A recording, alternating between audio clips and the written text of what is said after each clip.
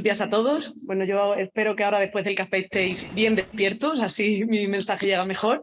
Muchas gracias por la presentación y muchas gracias también a la organización por invitar al CEDES a contar estos planes de gestión del riesgo en el nuevo reglamento.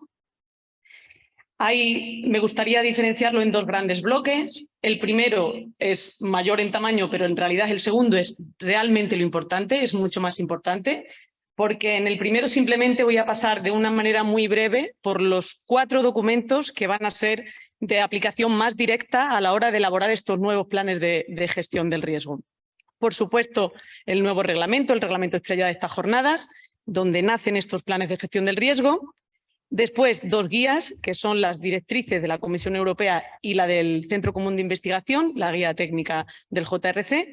Y por último, un documento que sigue hoy en día en elaboración, que son las especificaciones técnicas de la Comisión Europea.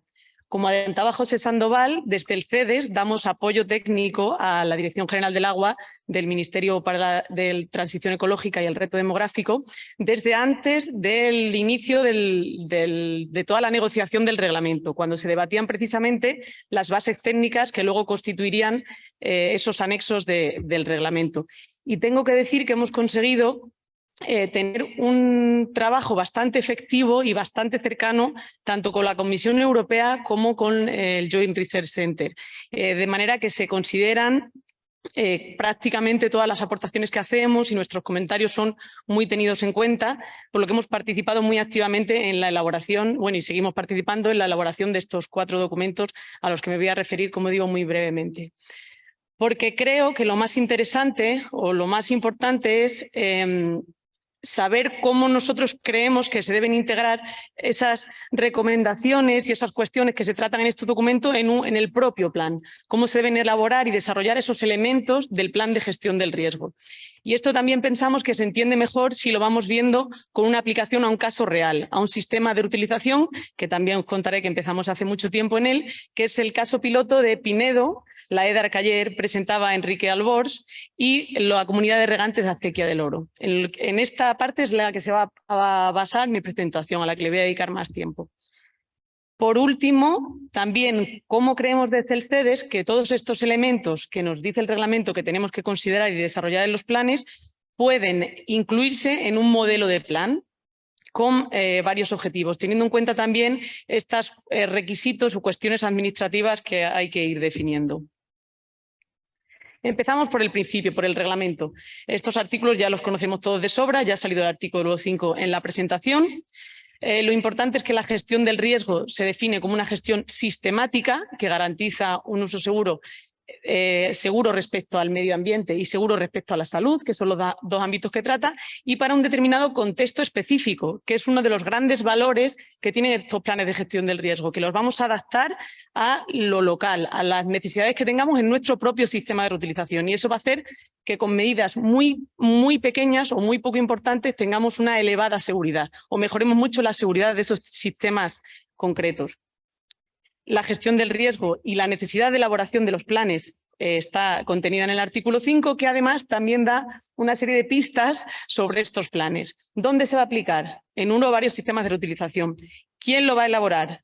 Los distintos actores que forman parte del sistema de reutilización. ¿Cómo se va a elaborar? Teniendo en cuenta todos los elementos de la gestión del riesgo, que son los 11 puntos que están contenidos en el anexo 2.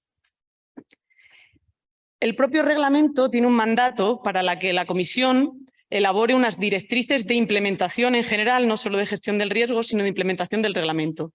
Este mandato la Comisión lo cumple en agosto del 2022, que se publica como una comunicación de la Comisión Europea estas directrices para la implementación del reglamento. Como tal, no es un documento vinculante, no lo es, son unas guías europeas.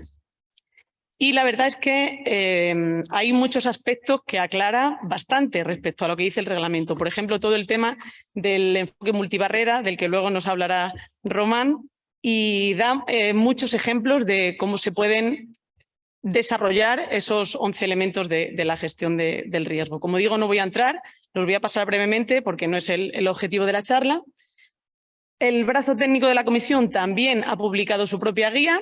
Esto ha sido en diciembre del año pasado, en diciembre de 2022, y además de abordar diferentes métodos de gestión del riesgo, propone un manual europeo de planes de gestión del riesgo. Da unas pautas, da una serie de metodologías, una serie de contenidos extras o contenidos más específicos que deben tener los elementos de la gestión del riesgo. Incluye, entre otras cosas, unos casos de estudio, en concreto 13, y dentro de estos está contenido el caso piloto que voy a comentar posteriormente con cada uno de los elementos de la gestión del riesgo. O sea que está ahí recogido ya. Simplemente este esquema, que no se verá muy bien, pero no nos importa porque es el que aparecía ayer en la presentación de Conchita ya, el JRC ha decidido que los 11 elementos los reorganiza en una serie de módulos y también da detalles al respecto de cómo elaborar esos 11 elementos. Nosotros al final veréis que también creemos que se deben reorganizar esos elementos. Estos 3 documentos que acabo de comentar son documentos publicados, son documentos que ya están encima de la mesa. Este último, que también se ha hecho referencia durante las jornadas en varias ocasiones, está en proceso de elaboración. Hemos debatido en el seno del Grupo de Trabajo Europeo de Water Reuse, que lidera España junto con Malta. La última vez ha sido el lunes y el martes pasado, una segunda versión, y seguimos trabajando en ello. Este documento sí es vinculante para todos los 11 elementos del anexo 2, que los va acogiendo y los va desarrollando, especificando técnicamente, como su propio nombre indica, lo que debe contener cada uno de ellos. Solo como una reflexión general, otras cuestiones que están debatiéndose en el seno de este grupo de trabajo son maneras más efectivas de promover la reutilización. También se han debatido un primer borrador de presentación de informes e información al público sobre reutilización, concretamente el martes. Y en relación con la mesa redonda que ayer coordinaba Rafael Mujeriego, se están empezando a recopilar de los distintos Estados miembros experiencias sobre usos urbanos e industriales respecto a la gestión del riesgo. ¿Esto qué quiere decir? Sinceramente, la gestión del riesgo ha venido al mundo del agua para quedarse entre nosotros. Esto está claro que hay que tenerlo en la cabeza. Con estos 4 documentos, ¿cómo entendemos desde el CEDES que debe elaborarse un plan de gestión del riesgo del agua regenerada? Por temas prácticos voy a ir uno a uno explicando estos distintos 11 elementos y, como decía, aplicándolos al plan de riesgo de un sistema real, del sistema Pinedo Acequia del Oro. Esto lo lanzó la Dirección General del Agua con el apoyo técnico del CEDES en 2017. Justamente cuando les decía que eran todavía pasos previos al inicio de la negociación del reglamento, cuando se empezaba a oír esto de la gestión del riesgo con un doble objetivo. Primero, queríamos tener experiencia para poder negociar el reglamento, porque todos sabemos que el papel todo lo aguanta y cuando lo llevas a la práctica encuentras unas explicaciones técnicas con las que no contabas, unas implicaciones administrativas con las que tampoco contabas y es fundamental tener esa experiencia práctica a la hora de la negociación y tener unos documentos que presentar a Europa, sobre todo un país como España, ¿no?, que es líder en reutilización. Ese sería el primer objetivo y el segundo objetivo era conocer la metodología en sí misma, valorar la importancia y la eficacia de la gestión del riesgo en el tema de aguas.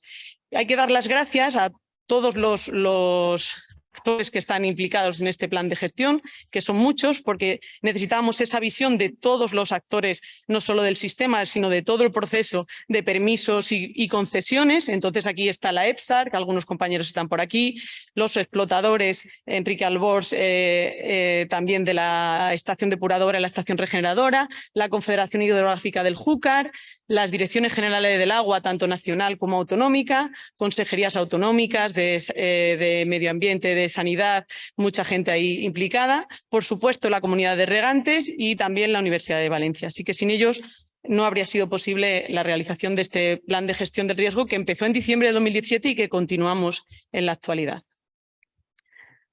Vamos entonces a los 11 elementos del plan de gestión del riesgo. Esa es la definición que aparece en el reglamento sobre lo que es un sistema de reutilización del agua. Lo único importante, todos sabemos describir un sistema, es que el sistema se cuenta desde el punto de entrada del agua residual bruta hasta el punto de uso. Todo lo que haya entre esos 2 puntos lo tenemos que conocer al dedillo. Es la base para luego poder gestionar los riesgos que tengamos en nuestro sistema.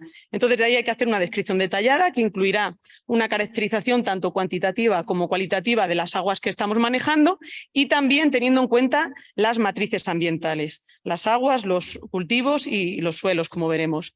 Esta sería una diapositiva solo de lo que puede ser la descripción del sistema del caso piloto. Características más peculiares de este sistema, que son en los que nos vamos a fijar con ese enfoque de adaptarnos a lo que nos está pasando realmente en nuestra reutilización, es que tenemos unos caudales estacionales, precisamente por el ciclo de cultivo del arroz, que ya se comentaban ayer y que se veían fotografías de los tractores y de los agricultores, como se ve ahí abajo, metidos en el agua hasta las rodillas. Entonces, hay un cambio brusco de caudales. El riego, el cultivo que se riega principalmente son los campos de arroz, pero también hay una lengua pegada al mar que son cultivos de huerta. Y como peculiaridad, además, la distribución es mediante canales abiertos, las tradicionales acequias. Tenemos aguas abajo la albufera de la Valencia, que es la manchita azul esa que se ve ahí en la parte inferior de la imagen, y es la mayor concesión de reutilización de toda España, con más de 32 hectómetros cúbicos al año. Como ya conocemos nuestro sistema y lo hemos descrito, identificamos las partes responsables. Tenemos que saber los puntos que tenemos en el sistema y hasta qué punto es responsable un actor, a partir de qué punto es responsable otro y cuáles son sus responsabilidades. El reglamento nos habla de operadores, de las instalaciones de tratamiento y regeneración, de la distribución y almacenamiento, de los usuarios. En este caso sería una división como ven en la diapositiva. Está la EPSAR, está la autoexplotadora, están los regantes de la acequia del Oro y las responsabilidades se tienen que definir para cada uno de esos partes responsables y esos usuarios. Entre ellas, como ejemplos, tendrán que redactar, revisar y actualizar su parte del plan, cumplir con los requisitos cada uno de su parte que estén descritos en ese plan, coordinarse y comunicarse entre ellos, que ya ha salido también en varios momentos de la jornada, etcétera.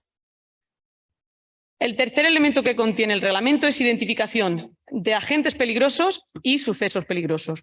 ¿Cómo se define un agente peligroso? Es cualquier agente que tiene el potencial de causar un daño. Recordamos que para la salud o para el medio ambiente. Puede ser un agente biológico, químico, físico o radiológico. ¿Cómo identificamos entonces estos agentes peligrosos o estos potenciales agentes peligrosos? Pues habrá que hacer un barrido inicial, sobre todo fijándonos en la normativa aplicable en la zona concreta, hablar con sanidad para ver si ha habido algún tipo de brotes o hay químicos en la industria que haya que considerar, etcétera, teniendo siempre en mente que para la salud nos vamos a centrar en los patógenos y para el medio ambiente nos vamos a centrar en los químicos. Esas tablas son unos ejemplos de lo que sería el agente peligroso biológico y el químico identificados en el sistema Pinedo-Acequia del Oro. Como ven, los agentes químicos están asociados a una normativa local, a una normativa de aplicación a nuestro caso concreto, al Plan Hidrológico de Cuenca y a la DIA de Pinedo, que esto también lo hablaremos después. Un suceso peligroso es una situación que introduce un agente peligroso en el sistema, o que aumenta su concentración o que no puede eliminarlo. Entonces, lo único que hay que hacer es pararse a pensar en lo que nos puede salir mal, con la idea de este enfoque preventivo que tienen los planes de gestión del riesgo. No vamos a dejar que salga nada mal porque vamos a preverlo y vamos a actuar en consecuencia para que eso no nos pase. Entonces, un ejemplo de un suceso peligroso podría ser que haya un fallo de dosis o un fallo de dosificación. Pues eso podemos preverlo. Otro ejemplo de este tipo de sucesos puede ser, en el caso concreto que nos ocupa, el cambio de caudal. Porque yo conozco mi sistema, tengo una serie de conducciones que van por las que va el caudal de agua regenerada. Si yo cambio de 18.000 metros cúbicos a 200.000 metros cúbicos, es probable que ahí se produzca un arranque, un arrastre de todo lo que estaba ya acumulado del periodo anterior. Entonces, eso puede ser un posible suceso peligroso para mi sistema en concreto, que tiene esa estacionalidad. Eso es lo que tenemos que hacer, analizar el sistema y pensar en las cosas que pueden introducir un agente peligroso. También tenemos que identificar a los grupos de exposición y a las matrices ambientales de exposición, así como por qué vías puede estar expuesto al agua regenerada. Entonces, en ese caso, serían las poblaciones en riesgo, los trabajadores de la EDAR, los propios agricultores, los consumidores y la comunidad local. En el caso, por ejemplo, de las acequias, podemos pensar que exista unos bañistas o que existan unos ciclistas por una acequia que hay un carril bici paralelo a la acequia. Todo eso lo identificamos y lo registramos. Y también cómo se asocian esas poblaciones en riesgo a cada ruta de exposición de ingestión, inhalación o contacto térmico, que es una ruta ahí un poco menos importante. Y lo mismo hacemos con las matrices ambientales. Los cultivos que serán de arroz y huerta, el acuífero de la Plana de Valencia Norte, la albufera de Valencia, el suelo y la zona no saturada y las diferentes rutas de exposición por las que puede llegar el agua regenerada. Hasta aquí tenemos nuestro sistema perfectamente conocido. Sabemos todo lo que hay. Entonces evaluamos los riesgos. Esta metodología lo que permite es priorizar al final. Me dice cuáles son los riesgos que voy a tener que atender y los riesgos que son aceptables. Como digo, sanitario, desde el punto de vista sanitario y ambiental. Esa definición de riesgo es la que aparece en el reglamento. Entonces es una probabilidad incluida una gravedad. Las recomendaciones, aunque el reglamento admite otras formas de calcular, de evaluar el riesgo, las recomendaciones europeas son que en la mayoría de los casos se utilice la evaluación semicuantitativa del riesgo, que es precisamente un producto de la probabilidad de que suceda un suceso peligroso por la gravedad que tendría si eso sucede. Y esto se suele hacer con unas matrices de este tipo, en la que se definen unas escalas de probabilidad y se asignan una serie de puntuaciones a las mismas. Esta escala puede ser totalmente relativa. Lo importante es que nosotros vamos a tener unos riesgos que son aceptables y otros riesgos que no lo son. Y esos riesgos que no son aceptables tenemos que actuar para que se vengan al grupo de los aceptables. Una vez evaluado el riesgo y también como posible resultado de esa evaluación del riesgo, vamos a establecer si deben añadirse unos requisitos adicionales específicos, además de los que ya nos marca el reglamento. Y como digo de nuevo, una de las grandes bondades de la gestión del riesgo es que va a ser todo muy aplicado a lo local. En el caso de la albufera lo teníamos bastante fácil, como imagináis, tiene todas esas figuras de protección que aparece en la diapositiva y entonces los requisitos adicionales como parámetros, incluso como límites, ya están fijados por estas normativas locales. Además, tenemos que identificar las medidas preventivas asociadas a esos riesgos que no consideramos aceptables. Si nosotros prevemos que puede haber un bañista, una simple medida preventiva es que pongamos un cartel que diga prohibido bañarse agua regenerada. Eso va a disminuir la exposición y eso va a hacer que nuestro riesgo sea aceptable. Si nosotros vemos como un agricultor arranca un rábano de la tierra y lava el rábano en la acequia para quitarle la semilla, eso no es aceptable. Entonces habrá que darle una charla, una formación a ese agricultor que le explique el tipo de agua con el que está manejando y que eso no debe hacerlo. Es una medida preventiva muy sencilla y que hace que los sistemas de reutilización, que todos sabemos que ya son seguros, sean aún más seguros. Y encima esté puesto en el papel y podamos demostrar que son sistemas seguros. Ahí hay muchos ejemplos de otro tipo de medidas preventivas. Por ejemplo, para evitar la acumulación de sales, esto ya se hacía antes de que llegara el reglamento. O sea, se inundan en invierno los campos para el lavado de sales.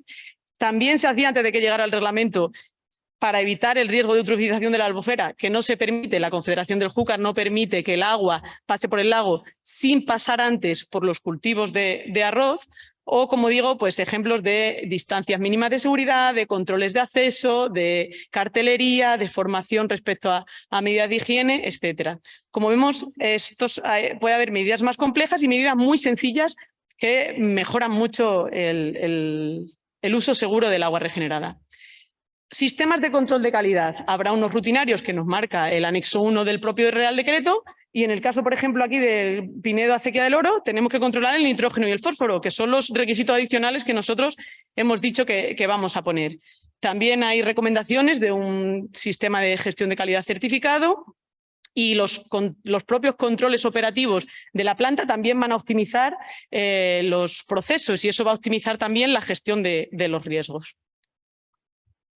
Respecto al elemento de los sistemas de monitoreo ambiental, aquí, para ser sincera, nosotros siempre hemos tenido nuestras dudas sobre qué significaba esto, y así lo hemos transmitido siempre a la Comisión y al JRC. Y según las últimas especificaciones técnicas, la intención parece que se trata de un control bien en el agua regenerada o en las matrices ambientales, dependiendo del contexto específico. Isabel, tres minutos. Vale. Estoy terminando. Gracias. Entonces, en este caso ya aparte del trabajo también está, porque las guías de buenas prácticas agrícolas del cultivo del arroz hacen que se muestre el suelo una vez cada 5 años para evaluar si ha habido una afección por ese riego con el agua regenerada. Y hay un control de calidad del agua de la albufera tremendo, porque tiene muchas figuras de protección en los distintos puntos que se ven ahí en la imagen, con diferentes parámetros por la Confederación Hidrográfica del Júcar. Estos dos últimos puntos están íntimamente relacionados porque constituyen la base de una comunicación efectiva entre las distintas partes.